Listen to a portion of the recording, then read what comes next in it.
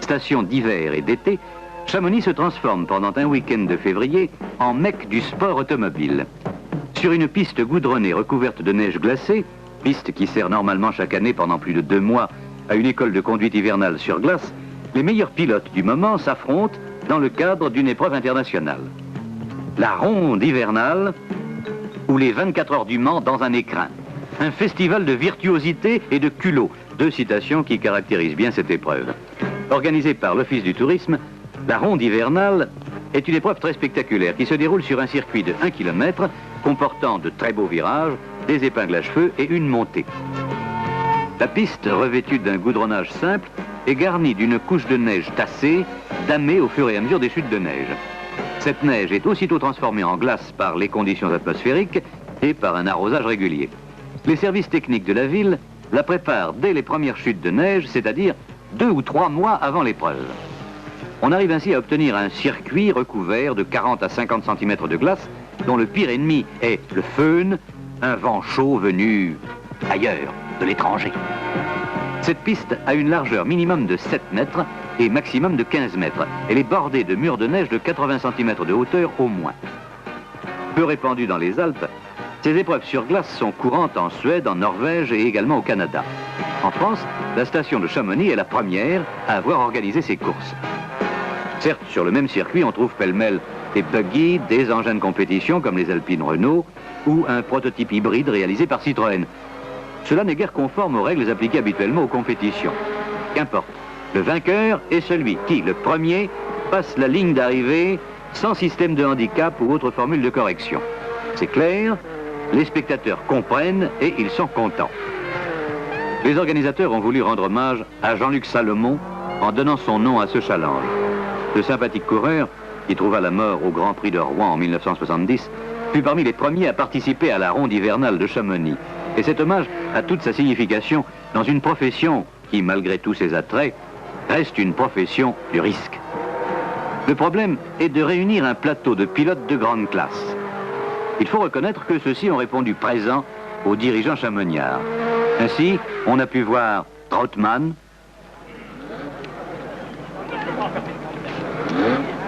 Néret,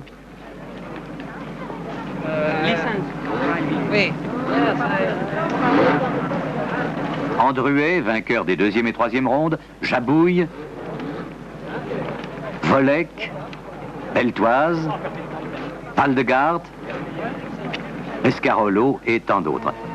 C'est un véritable tour de force que de réunir des pilotes disséminés aux 4 coins de l'Europe, et parfois plus loin, et de les convaincre de tourner volontairement sur une piste glacée, ce que très peu avaient fait auparavant. Les dames s'intéressent beaucoup à cette compétition.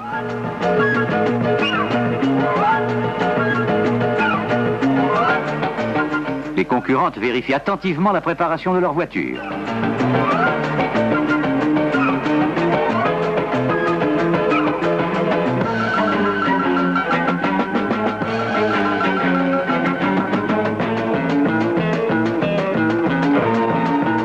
Les rois du dérapage.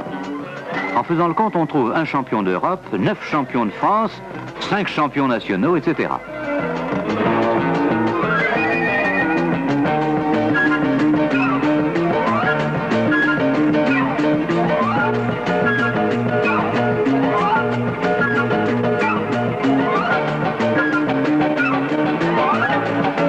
Ayant franchi les éliminatoires, Andruet, qui gagnera la finale, s'entretient avec Alain Bompard, président d'épreuve. La participation des internationaux est limitée à 36 concurrents. Et le déroulement de l'épreuve par éliminatoire sur 5 ou 10 tours, puis demi-finale et finale, offre un spectacle rapide et continu qui suscite l'engouement du public.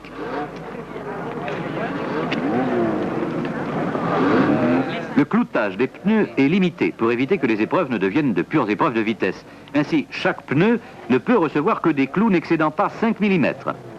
Réunis dans les conditions de Monsieur Tout-le-Monde, les pilotes peuvent offrir le spectacle que l'on est en droit d'attendre d'eux.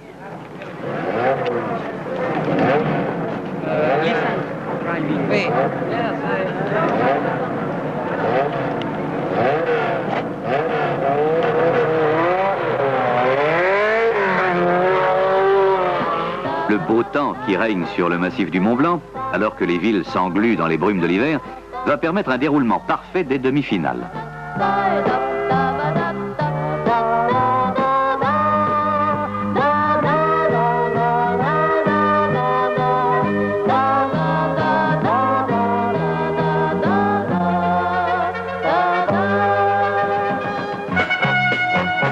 L'harmonie municipale de Chamonix, ne craignant pas de dégeler l'atmosphère, déverse des flots d'harmonie sur le circuit.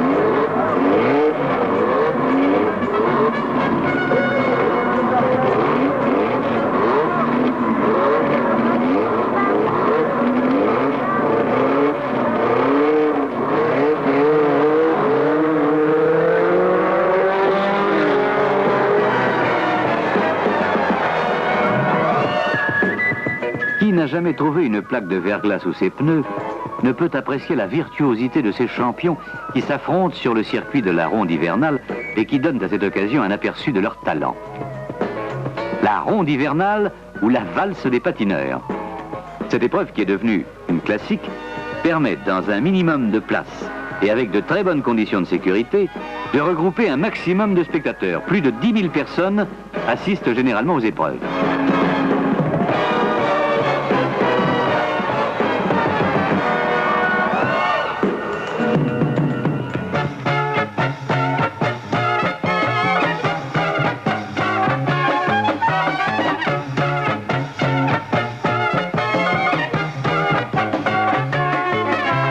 La combativité du Grenoblois Ballas fait grosse impression. À bord de son buggy, il tente de tenir tête aux Alpines Renault.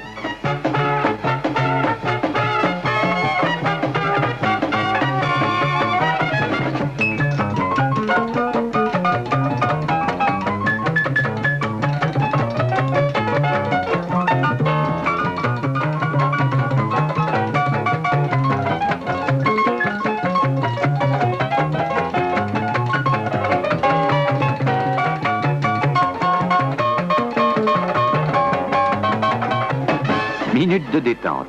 Derek Bell, Beltoise, Jabouille, Westbury, Gregory font une bataille rangée de boules de neige.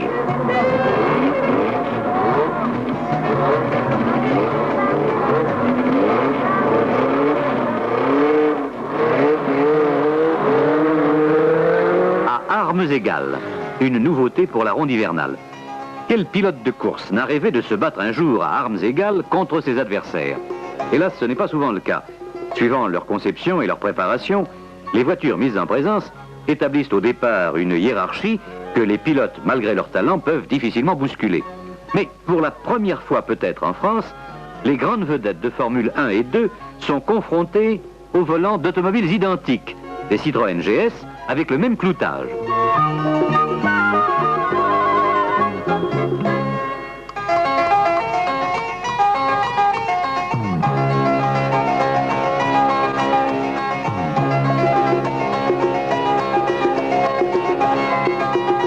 Mick Michel couronnera le vainqueur.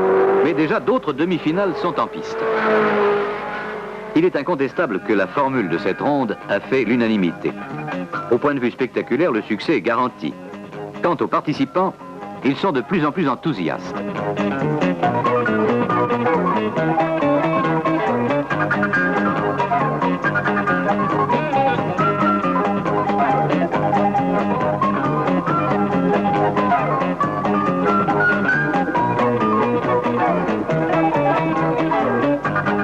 Le public de la ronde acclame les accrochages et les dérapages qui terminent leur glissade dans la neige. Cette course un peu folle est bien la seule compétition automobile où le public et les pilotes gardent le sourire.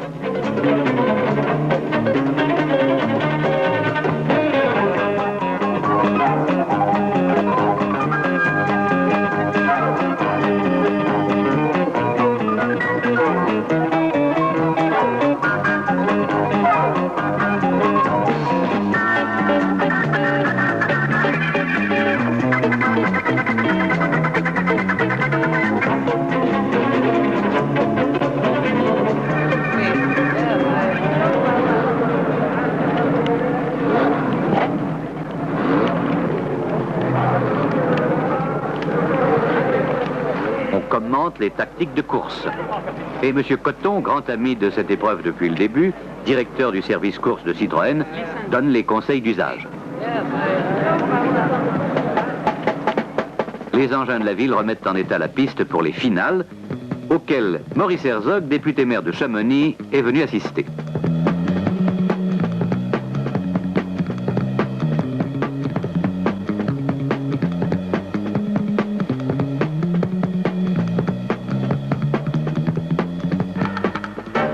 Incident. Un pompier donne un faux départ.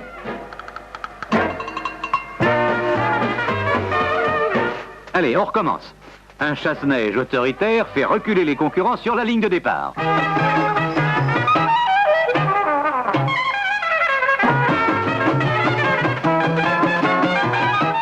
Il est vivement applaudi par le groupe folklorique des Rodos Chamoniards. Accompagné par la fanfare des chasseurs, la voiture du directeur de la course ouvre le circuit.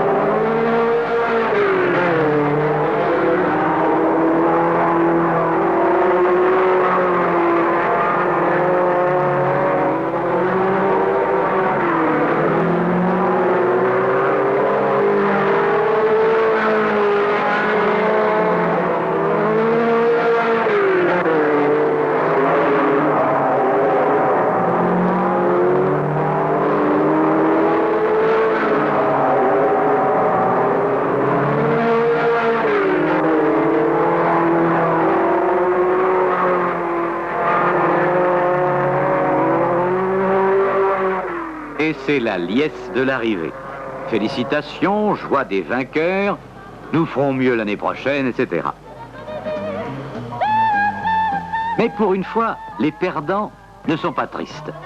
Ils sont heureux d'avoir pu tourner sur ce circuit si passionnant sans jamais se faire peur, comme dans les compétitions classiques.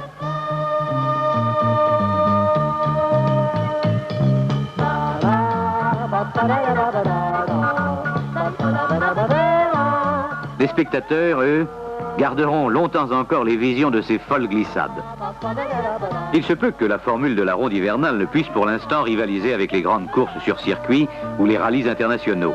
Mais il est de bon augure qu'un très nombreux public, rassemblé autour d'une piste enneigée, ait, malgré le froid, marqué un tel enthousiasme pour ce spectacle qui lui est proposé chaque année face aux plus belles montagnes du monde.